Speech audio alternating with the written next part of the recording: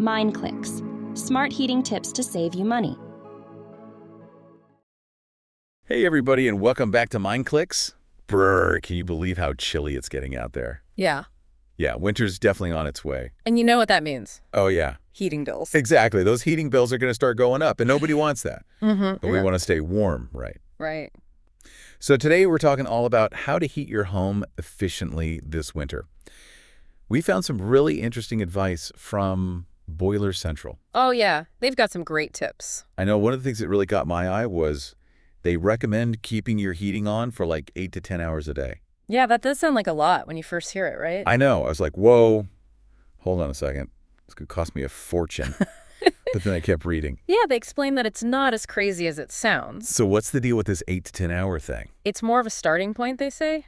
Think of it like a basic recipe. You know, you adjust it based on what you're making. So like if you're cooking for a big family, you need more ingredients. Exactly. Same thing with heating. A tiny house that's really well insulated might only need like 6 to 8 hours of heat to stay comfy. But a bigger house. A bigger house, especially if it's older and drafty, might need a good 10 to 12 hours. So it's all about knowing your house. And how well it holds heat. Gotcha. Yeah. So it's not just how long you heat your house, but also when right. Yeah, timing is key. Boiler Central says you should focus on early morning and after sunset. That makes sense, right? Why?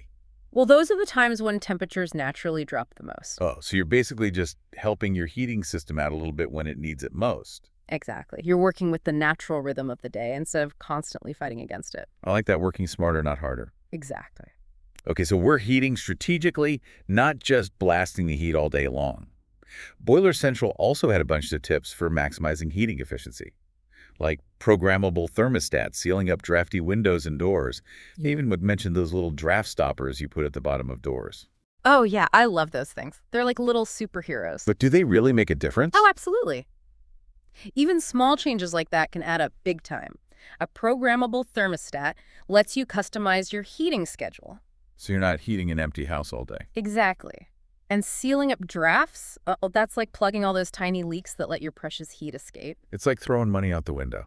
Literally. Okay, so programmable thermostats, draft stoppers, anything else? Just being mindful, you know? Like not leaving windows open. Uh-huh, exactly. Guilty as charged. Yeah. I know I've done that before. Now, what about people who work a typical 9-to-5 job? Boiler Central has a different schedule for that. Oh, really? Yeah, it's much shorter. Only 2.5 hours total, split into 2 chunks. Okay, tell me more. You heat your house from 5:45 to 7 a.m. before you leave for work. To get things nice and toasty? Exactly. Then you turn it off while you're gone and turn it back on when you get home from 4:45 to 6:00 t.m. So you come home to a warm house. But you're not wasting energy all day. See, I always thought keeping the heating on low all day was the best way to save money. Kind of like a slow cooker. A lot of people think that, but it's actually a myth. The Energy Saving Trust found that constant low heat isn't necessarily cheaper. Really?